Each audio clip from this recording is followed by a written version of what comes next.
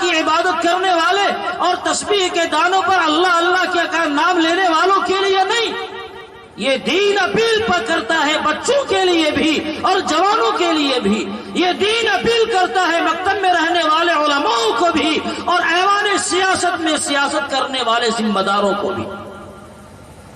اس لیے ہمارے فقہائے کرام نے یہ لکھا ہے کہ اسلام 5 بنیادی چیزوں کا نام ہے۔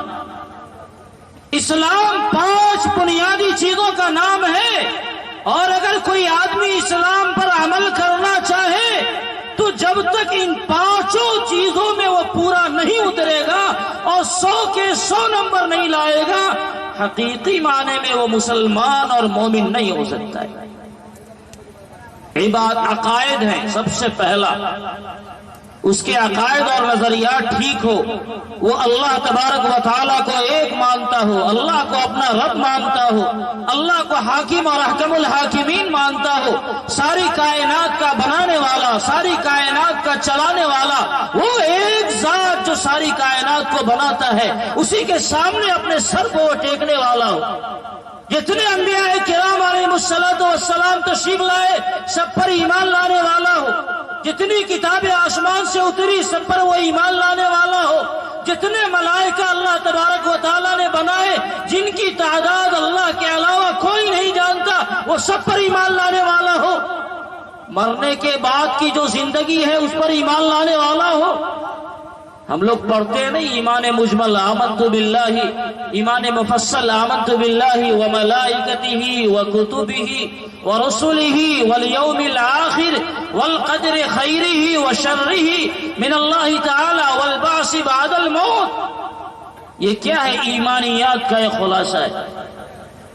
اب اگر کوئی آدمی ان معاملات میں ڈگمگائے گا، گڑبڑائے گا، اللہ کو اپنا رب مانتا ہے مگر دکان کو بھی وہ اپنا معبود مانتا ہے، اللہ کو اپنا معبود مان رہا ہے مگر کھیت اور کھلیان سے ہونے کا بھی یقین اسے ہے، اللہ کو اپنا وہ معبود مان رہا ہے مگر اپنی ملازمت کو بھی اس نے خدا سمجھ رکھا ہے، تو میرے بھائی اس کا ایمان جس معنی میں ہونا چاہیے اور شریعت جس طرح اس کے ایمان کے لیے معیار بنا رکھی ہے، اس معیار پر اس کا ایمان نہیں ہے۔ آپ نے سنا ہوگا اس بزرگ کا واقعہ کہ ایک مرتبہ دودھ پینے کی وجہ سے ان کے پیٹ میں درد ہوا اور ان کا انتقال ہوا۔ زندگی پر اللہ کی عبادت میں وقت گزارا تھا، لیکن اللہ کے دربار میں جب گئے اور اللہ نے پوچھا کیا لائے تو کہا یا اللہ توحید لے کر آیا ہوں۔ دیکھا کوئی عمل تو اپنے پاس ہے نہیں، تو کہا یا اللہ میں توحید لے کر آیا ہوں، میں نے ہمیشہ تجھے ایک جانا۔ اللہ نے فرمایا وہ رات بھول گئے دودھ والی، جس رات پیٹ میں درد ہوا تو تم نے یہ کہا تھا کہ دودھ کے پینے کی وجہ سے پیٹ میں درد ہوتا ہے، پیٹ میں درد دودھ کے پینے کی وجہ سے ہوتا ہے یا اللہ کے حکم سے ہوتا ہے؟ ایک ایمان والے کا ایمان ایسا ہونا چاہیے۔ یہ صحیح ہے کہ اللہ نے اسباب کے اختیار کرنے کا حکم دیا ہے، اللہ تعالیٰ نے زندگی گزارنے کے لیے معیشت کے اسباب اختیار کرنے کا حکم دیا، لیکن ساتھ ہی اس کا پابند بنا دیا کہ تمہارے کھیت اور کھلیان سے کچھ ہونے والا نہیں ہے، تمہاری تجارت سے کچھ ہونے والا نہیں ہے، تمہاری ملازمت سے کچھ ہونے والا نہیں ہے۔ یہ اسباب اختیار کرو، لیکن بھروسہ اللہ کی ذات پر ہونی چاہیے۔ کرنے دھرنے والی ذات اور بنانے والی ذات، بگاڑنے والی ذات، بیماری دینے والی ذات اور شفا دینے والی ذات، موت و حیات دینے والی ذات، وہ سب ایک ذات ہے جو حکم الحاکمین ہے اور سارے جہان کا پالنا ہے۔ ایک ایمان والے کو دین اسلام اور شریعت یہ مطالبہ کرتی ہے کہ اس کا ایمان انتہائی پختہ ہو، یہ پیشانی ایک رب ذوالجلال کے علاوہ کسی اور کے دربار میں نہیں جھکے، ساری دنیا ادھر سے ادھر ہو جائے، ساری طاقتیں ایک طرف ہو جائے اور اسے مجبور کر دے کہ تمہاری یہ پیشانی کسی اور کے در میں بھی جھک جاؤ، تو ایمان والا یہ کہے کہ یہ پیشانی کٹ تو سکتی ہے، اللہ کے علاوہ کہیں اور جھک نہیں سکتی ہے۔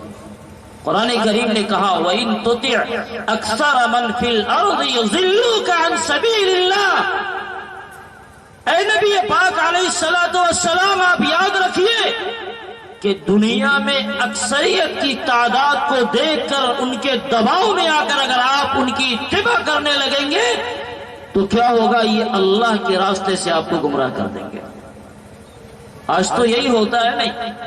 ہمارے بھی معاشرے میں، میں غیر مسلم بھائیوں کی کیا مثال دوں، اپنے مسلمان برادریوں میں، اپنے مسلمان برادریوں میں یہ صورتحال ہوتی ہے کہ ایک ایمان والا چاہتا ہے دین پر عمل کرے، لیکن اس کے معاشرے اسے طعنہ دیتے ہیں، گھر اور سماج کے لوگ اسے عار دلاتے ہیں، اس کے اڑوس اور پڑوس کے لوگ اسے ابھارتے ہیں کہ دین اور شریعت پر عمل کرنے والے تم ہی اکیلے ہو، اور لوگ کیا دین پر عمل نہیں کر رہے؟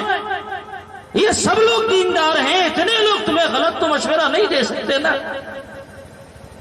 وَإِن تُطِعْ أَكْثَرَ مَنْ فِي الْأَرْضِ يُضِلُّوكَ عَنْ سَبِيلِ اللَّهِ، ساری دنیا اگر ایک چیز پر جم جائے تو یہ اس کے صحیح ہونے کی دلیل نہیں ہو سکتی۔ صحیح ہونے کا معیار یہ ہے کہ قرآن کیا کہتا ہے، نبی پاک صلی اللہ علیہ وسلم کے فرامین کیا کہتے ہیں، یہ صحیح ہونے کا معیار ہے۔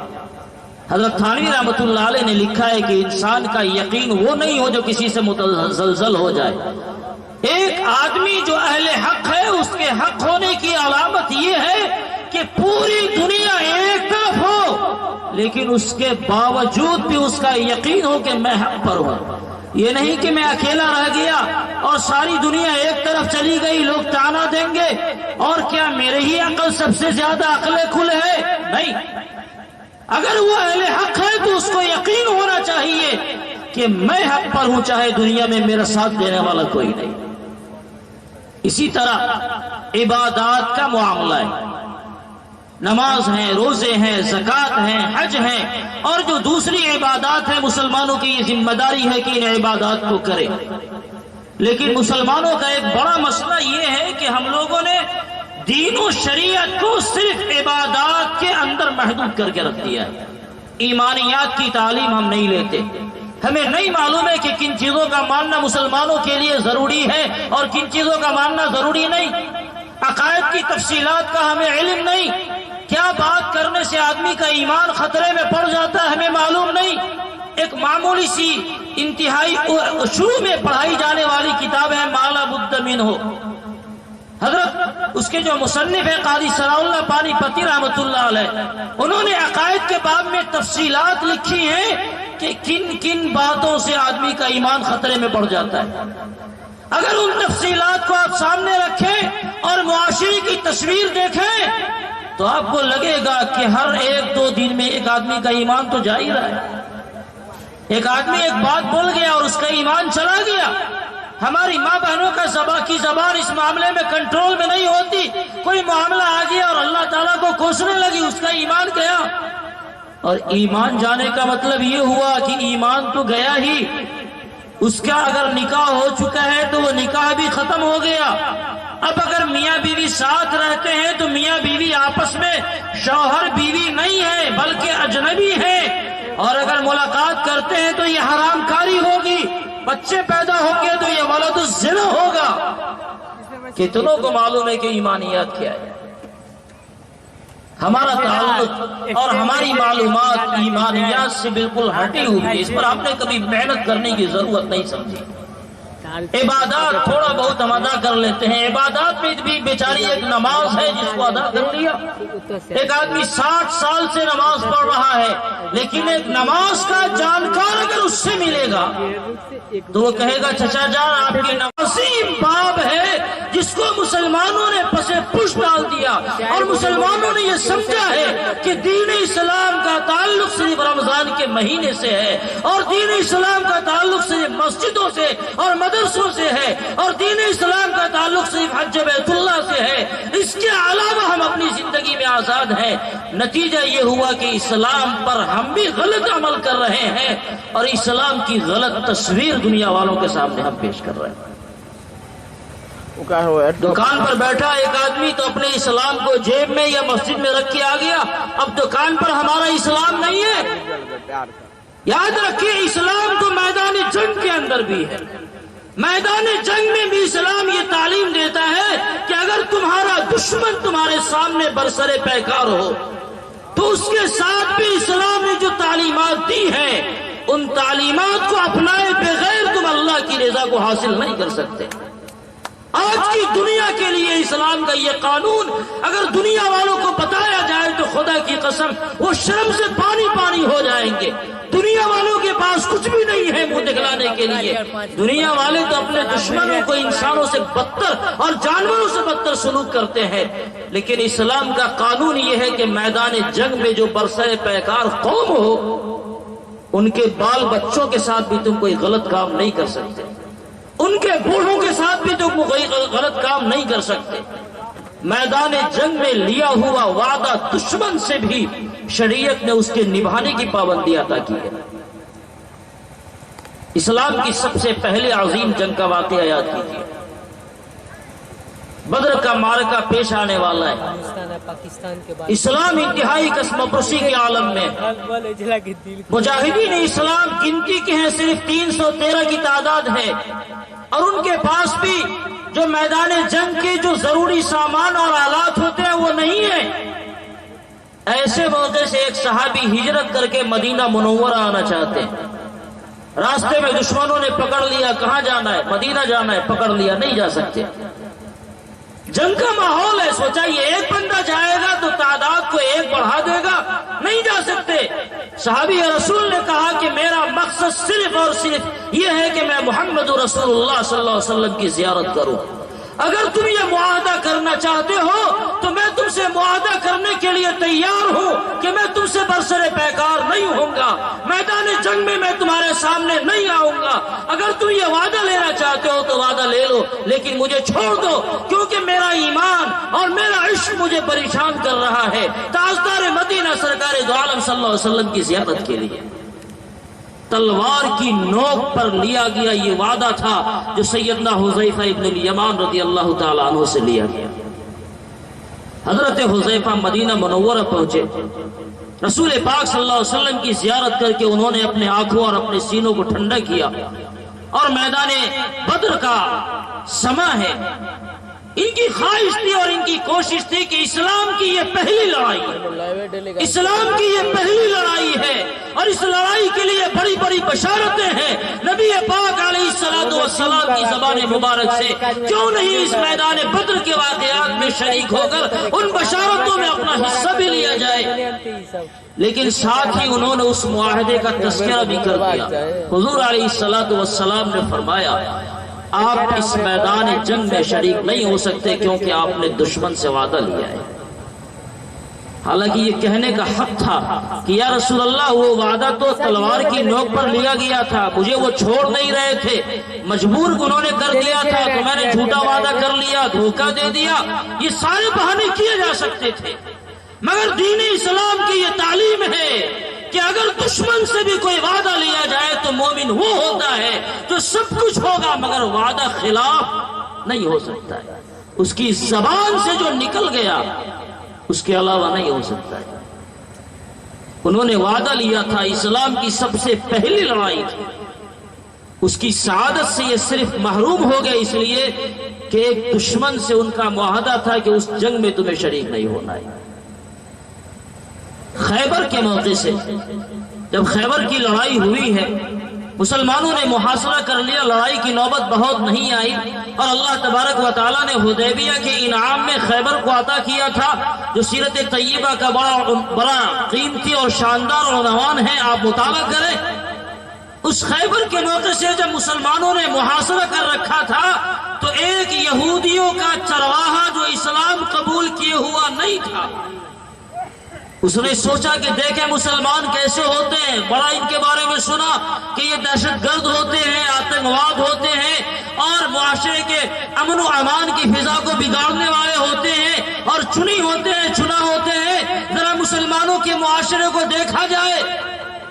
یہ چرواہا آیا مسلمانوں کی جماعت کے اندر، پوچھا تمہارے سردار کون ہیں؟ لوگوں نے اللہ کے رسول صلی اللہ علیہ وسلم کی طرف رہنمائی کر دی کہ ہمارے سردار وہ ہیں۔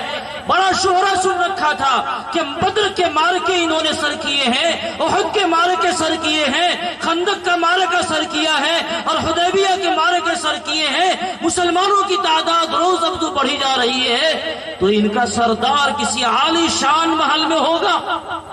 دیکھا تو وہی پھٹا پرانا خیمہ ہے، اور رہنے سہنے کا انداز عام لوگوں سے مختلف نہیں، کوئی شان نہیں۔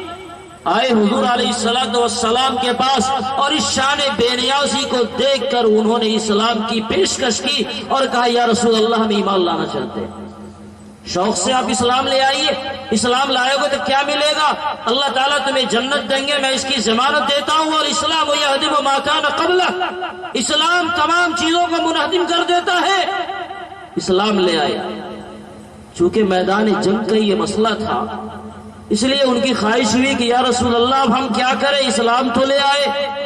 حضور علیہ السلام نے فرمایا ابھی کوئی نماز کا وقت نہیں کہ تمہیں نماز کی تلقین کی جائے، رمضان کا زمانہ نہیں کہ روزہ رکھنے کا تمہیں حکم دیا جائے، حج کی فرضیت ابھی نہیں ہوئی ہے، ابھی یہ موقع ہے جہاد کا۔ لیکن آپ چرواہے ہیں، آپ کے پاس یہودیوں کی بکریاں ہیں، اور آپ نے ایک معاہدے کے تحت ان بکریوں کی چروائی شروع کی ہے، اس لیے اگر آپ جہاد میں شریک ہونا چاہتے ہیں تو سب سے پہلے آپ ان بکریوں کو ان کے مالکوں کے حوالے کر کے آئے۔ دشمنوں کی یہ بکریاں تھیں، اگر حضور علیہ السلام چاہتے تو ساری بکریوں کو روک لیا جاتا، مسلمانوں کے کام آتے، مگر اسلام یہ تعلیم نہیں دیتا ہے کہ میدان جنگ میں بھی اپنے دشمنوں کے ساتھ کیا ہوا وعدہ پورا نہیں کیا جائے۔ میرے بھائیوں، بتاؤ کتنے لوگ ہیں جو اپنے بھائیوں کے ساتھ کیے ہوئے وعدے کو پورا کرتے ہیں؟ میرا تعلق چونکہ دارالافتاء سے ہے، اور عام طور سے استفتاء کے جوابات لکھنے کی نوبت آتی ہے، خاص طور سے جو فرائض کے مسائل ہیں انہیں یہ حقیر ہی لکھتا ہے۔ ہمارے آبا و اجداد میں سے کسی نے کبھی کسی کے ساتھ زمین کا معاملہ کر لیا تو ہمارے آبا و اجداد بڑے سیدھے سادے تھے، بڑے نیک تھے، اللہ والے تھے، اس لیے انہیں رجسٹری کرانے کی نوبت نہیں آتی تھی۔ لینے والوں کو بھی اعتماد ہوتا تھا اور دینے والوں کو بھی اعتماد ہوتا تھا۔ پیسہ لے لیا چچا جان، یہ پیسے لے لیں اور فلاں زمین آپ مجھے دے دیں، لے لو بھتیجا وہ زمین لے لو، اس زمین پر تم رہو، وہ زمین تمہاری۔ کاغذی کاروائی کرنے کی ضرورت نہیں ہوتی تھی۔ اسلام کہتا ہے کہ یہ بے ہے، معاملہ ہے، اور یہ معاملہ مکمل ہو گیا، آپ نے پیسے پا لیے، ایجاب و قبول ہو گیا ہے، تو وہ شے اب اس کی ملکیت ہو گئی، چاہے قانونی طور پر آپ نے کاغذی کاروائی نہیں کی ہو۔ سیدھے سادے لوگ تھے، ایسا کر لیا کرتے تھے۔ اب ہمارے کچھ گھروں میں تمگھیل نکلتا ہے، لوگ کہتے ہیں پرانا کاغذ نکلا ہے اور فلاں کو فلاں زمین نکلی ہے، اور راتوں رات وہ بندہ خاک پتی سے کروڑ پتی ہو گیا ہے، اتنے بیگھے میں زمین نکلی۔ کیا معاملہ ہے صاحب؟ آبا و اجداد سے کوئی معاملہ تھا مگر بے مکمل نہیں ہوئی کیونکہ رجسٹری نہیں ہوئی۔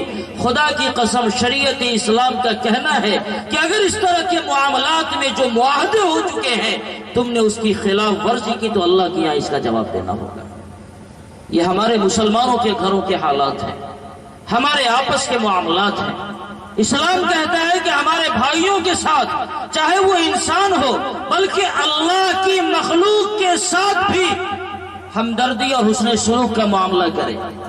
لیکن اگر گھروں میں لڑائی ہو گئی، ایک معمولی بچہ، دو گھر ایک ساتھ ہیں، دونوں کے دروازے ایک ساتھ ہیں، دونوں کا راستہ ایک ساتھ ہے، اس بچے نے اس آنگن میں جا کر تھوک پھینک دیا، پیشاب کر دیا، تو اس گھر کی ذمہ دار خاتون نے بچے کو ٹھوکا، پھر اس کی ماں نے ٹھوکا، تو بچے کی لڑائی عورتوں میں آئی، عورتوں کی لڑائی مردوں میں آئی، اور نتیجہ یہ ہوا کہ اکٹ دیا جاتا ہے اپنے یہاں کی اصطلاح میں۔ وہ گالیاں دی جاتی ہیں، وہ تانے کسے جاتے ہیں، اور کبھی ہاتھا پائی کی نوبت آتی ہے، اور سالوں برسوں بولنے کی نوبت آتی ہے، نہیں آتی، اور یہ تلقین کر دی جاتی ہے کہ اگر ہم نہیں بولیں گے تو ہمارا بچہ بھی نہیں بولے گا۔ اب صاحب بچے کی لڑائی تھی اور سب لوگ منہ پھلائے ہوئے، پہلے گھروں میں سالنوں کا تبادلہ ہوتا تھا، اب نگاہیں بھی ایک ساتھ نہیں نظر آتی ہیں۔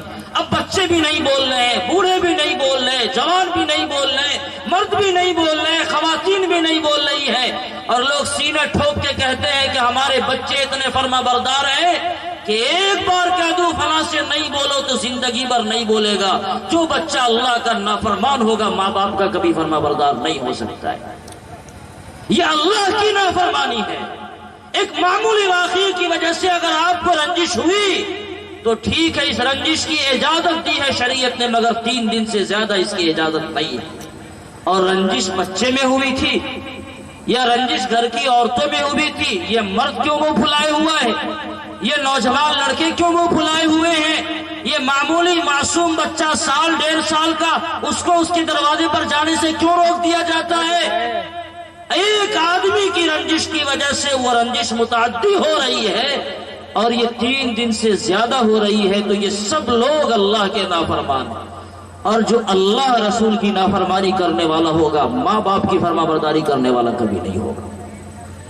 بالکل قاعدہ یاد رکھ لیجیے، جو آدمی اپنے خالق و مالک کا نافرمان ہو سکتا ہے، وہ اپنے ماں باپ کی بھی کمر توڑنے والا ہوگا۔ آج ہمارے ماں باپوں کو شکایتیں ہوتی ہیں کہ بچے بات نہیں مان رہے۔ بچوں کو آپ نے قابل ہی یہ بنایا تھا کہ بچے تمہاری بات نہیں مانے۔ اگر وہ اس تربیت پر پلے اور بڑھے اور تمہاری بات نہیں مانے تو تمہیں شکایت کرنے کا کوئی حق نہیں تھا۔ اپنی غلطی کا احساس کرو، اپنی غلطی کا احساس کرو۔ یہ ہے اسلام جو ہمیں سکھلاتا ہے، یہ ہے اسلام کی تعلیمات، جو اسلام ہمیں بتا رہا ہے کہ دین کے تمام معاملات میں تمہاری ذمہ داری ہے کہ تمام معاملات میں دین کے بالکل پورے اترو۔ عبادات کے معاملات میں بھی تمہارے عبادات صحیح ہوں، اور عقائد کے معاملات بھی تمہارے صحیح ہوں، معاشرات کے معاملات بھی تمہارے صحیح ہوں، معاملات بھی تمہارے صحیح ہوں، اخلاقیات بھی تمہارے صحیح ہوں۔ فقہا نے جو یہ 5 شعبے بتائے، کوئی آدمی دین پر سچے معنی میں اگر عمل کرنا چاہتا ہے تو اس کی ذمہ داری ہے کہ ان 5 شعبوں پر دین میں وہ عمل کرے۔ دین صرف نماز اور روزے کا نام نہیں ہے، دین دکانداری کا بھی نام ہے، دین ملازمت کا بھی نام ہے، دین کھیتی باڑی کا بھی نام ہے۔ یہ مدرسہ جو ہمارے سامنے ہے اور جس مدرسے کے زیر اہتمام یہ اتنا بڑا پروگرام ہو رہا ہے، آپ غور کریں، اندازہ کریں۔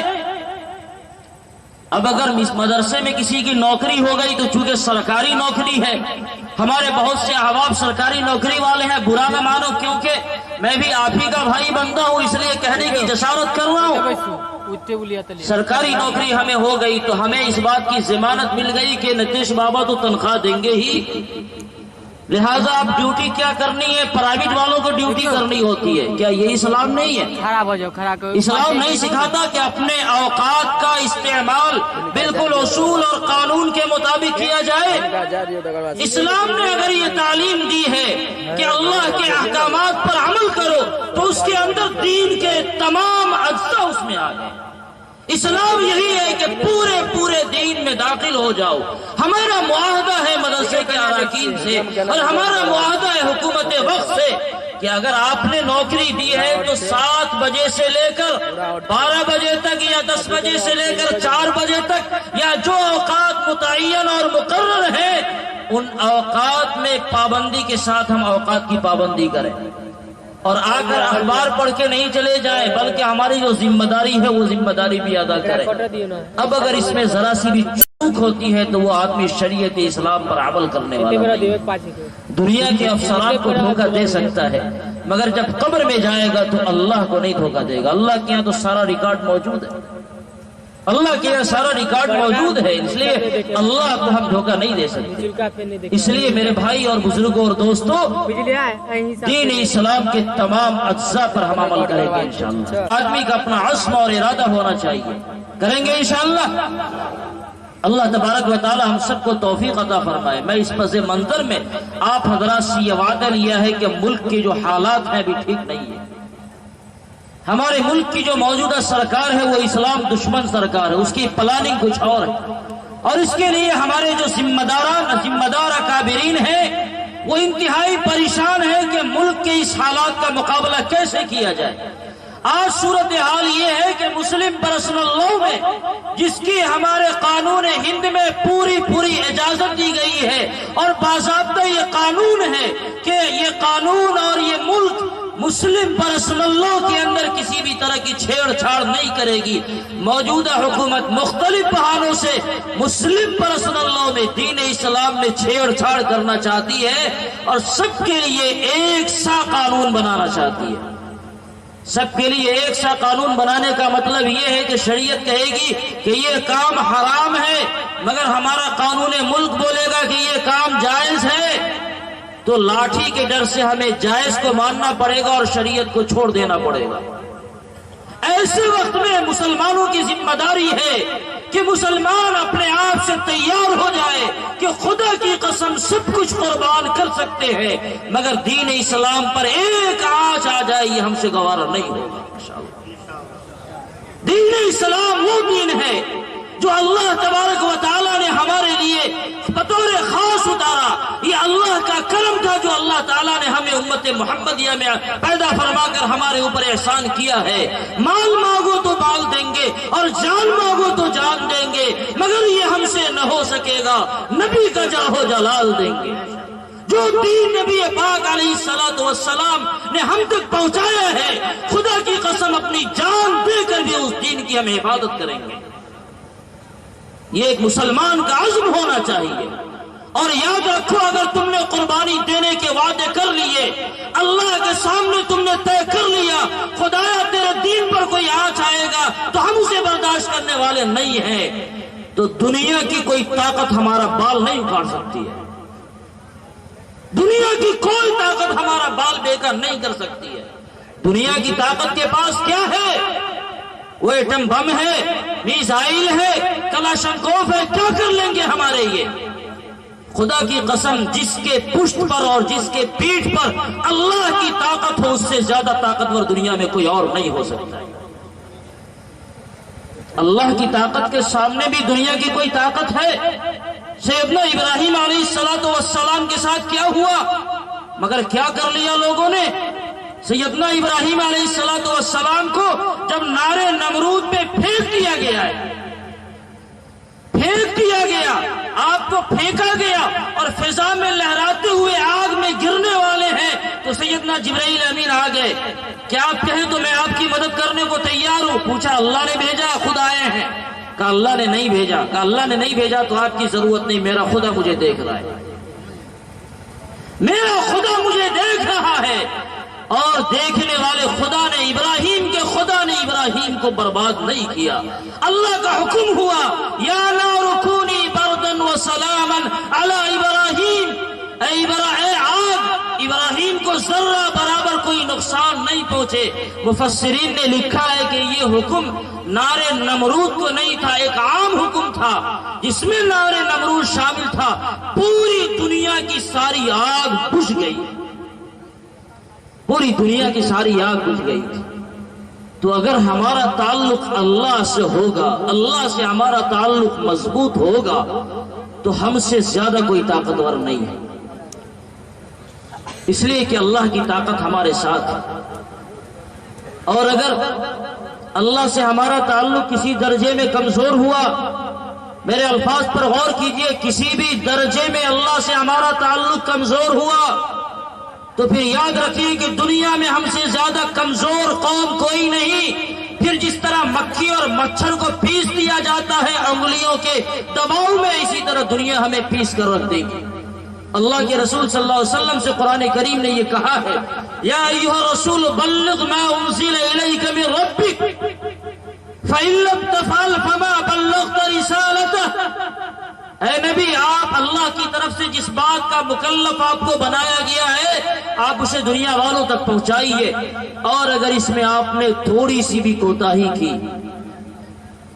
اس میں اگر آپ نے تھوڑی سی بھی کوتاہی کی تو آپ نے اللہ کی طرف سے جو فریضہ آپ کے ذمہ تھا آپ نے اسے ادا نہیں کیا. قرآن کریم یہ نہیں کہہ رہا ہے کہ آپ نے تبلیغ کا کام چھوڑ دیا، کوئی کام نہیں کریں.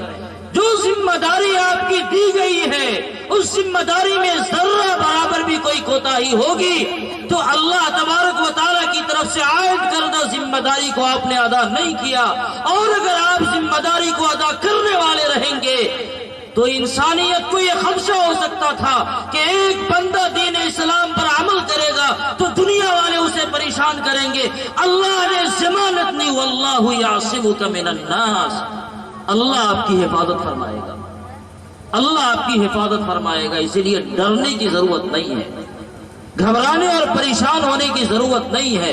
خدا کی قسم یہ دین اسلام اللہ تعالیٰ نے قیامت تک کے لیے اتارا ہے، اور اس دین اسلام کو ہمارا ایمان ہے کہ قیامت تک باقی رہنا ہے۔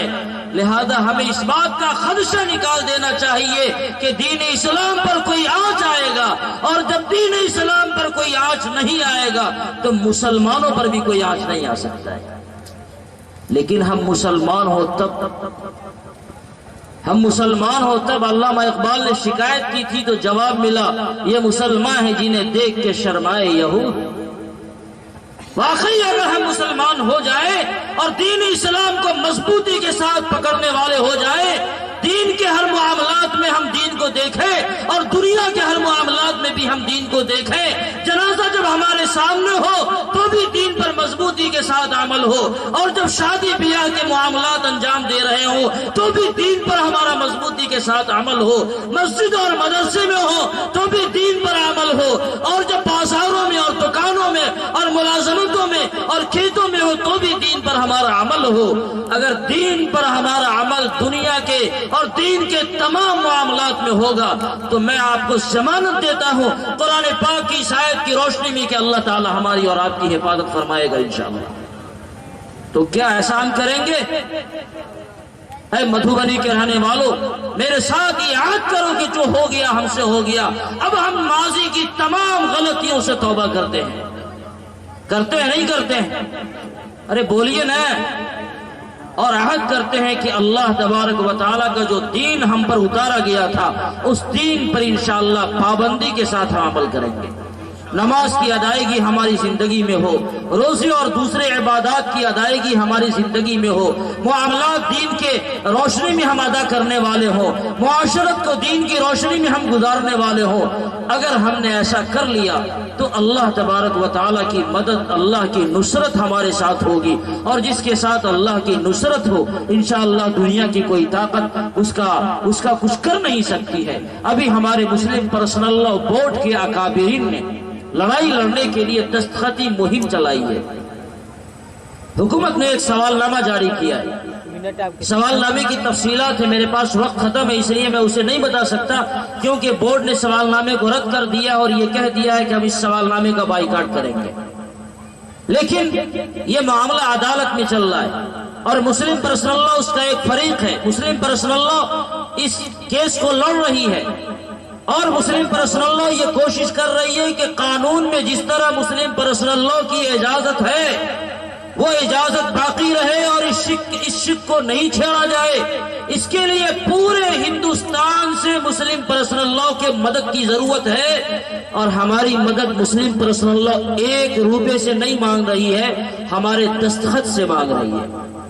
اس میں 1 روپیہ 1 پیسہ بھی نہیں لگے گا۔ ایک فارم ایشو کیا گیا ہے، اس فارم میں 2-3 معاہدے ہیں کہ نکاح و طلاق اور جو دوسرے پرسنل لا کے تحت معاملات آتے ہیں اس میں ہم مسلم پرسنل لا کے مطابق اپنا کام کریں گے۔ حکومت ہند نے قانون ہند میں جس کی اجازت ہے وہ اجازت ہماری باقی رہے، اور ہم مسلم پرسنل لا پر اعتماد کرتے ہیں کہ دین و شریعت کے دائرے میں مسلم پرسنل لا ہماری نمائندگی کرے گی۔ یہ 2-3 معاہدات ہیں، 8-10 کالم ہیں، اس میں نام لکھنا ہے، اپنا باپ کا نام لکھنا ہے، عورت ہے اس کے شوہر یا اس کے باپ کا نام لکھنا ہے، پتہ لکھنا ہے اور سامنے دستخط کر دینا ہے۔ اگر دستخط نہیں کر سکتے تو انگوٹھا کا نشان ڈالنا ہے، اور یہ سارے فارم جب ایک جمع ہو جائیں تو پرسنل لا کے پتے پر یا تو رجسٹری ڈاک سے اسے روانہ کرنا ہے یا اسے میل کر دینا ہے، اور میل کرنے کا طریقہ اب تو تقریباً سارے لوگ جانتے ہیں۔ یہ مہم انشاءاللہ مدھوبنی میں بھی شروع کی جا رہی ہے، چلائی جائے گی، اور انشاءاللہ فلاح المسلمین جو آپ کا محبوب ادارہ ہے وہاں سے یہ آواز اٹھے گی. حضرت قاضی صاحب دامت برکاتہم جو صدر محترم ہیں اسی اجلاس کے وہ بھی تشریف لائیں گے. امارت شریعہ سے مزید پیغامات لے کر وہ آئیں گے اور مدرسے میں انشاءاللہ کوئی پیغام وہاں سے جاری ہوگا. آپ کے پاس آپ کے علاقے کے ذمہ دار علماء اور دوسرے ذمہ دار حضرات پہنچے تو آپ کی یہ کوشش ہو کہ اس فورم پر ہمارے معاشرے اور سماج کے کسی بھی فرد کا نام نہیں چھوٹے، چاہے وہ مرد ہو یا عورت ہو. ہر ایک کا نام اور اس کی جو تفصیلات مانگی گئی ہے وہ درج ہو جائے، اس پر دستخط ہو جائے اور یہ مسلم پرسنل لاء کے دفتر میں روانہ کر دیا جائے تاکہ جو ہمارے اکابرین مسلم پرسنل لاء کے تعلق سے لڑائی لڑ رہے ہیں انہیں اس لڑائی لڑنے میں مدد ملے اور وہ عدالت کو یہ دکھلا سکے کہ پورا ہندوستان ہمارے ساتھ ہے اور پورے ہندوستان سے یہ مطالبہ ہے مسلمانوں کا کہ وہ مسلم پرسنل لاء پر عمل کریں گے، یکساں سول کوڈ کو وہ رد کرتے ہیں. اصل میں ہے کیا، کچھ حواس باختہ خواتین ہیں مسلمان نام کی جو نیوز چینلوں پر جا کر طلاق ثلاثہ کے معاملات اور اسلام کے دیگر معاملات کو لے کر الٹے سیدھے بیان کرتی ہیں اور وہ کہتی ہیں کہ اسلام میں عورتوں پر ظلم ہو رہا ہے، یہ ہو رہا ہے. اسلام کبھی ظالم نہیں ہو سکتا ہے. جو اسلام میں نے بتایا کہ میدان جنگ میں بھی رعایت کرنے والا ہے وہ اسلام ظلم کر لے ایسا ممکن نہیں ہے. تو اس لیے خواتین کے دستخط کا بھی مطالبہ کیا گیا ہے کہ یہ خواتین دستخط دے کر پرسنل لاء کو بورڈ کو یہ باضابطہ یقین دلائیں کہ ہم آپ کے ساتھ ہیں. انشاءاللہ اس مہم میں ہمارا حصہ ہوگا اور ہمارا تعاون ہوگا انشاءاللہ. اللہ تبارک و تعالی ہم سب کو کہنے سننے سے زیادہ عمل کی توفیق عطا فرمائے. آمین وآخر دعوانا الحمدللہ رب العالمین.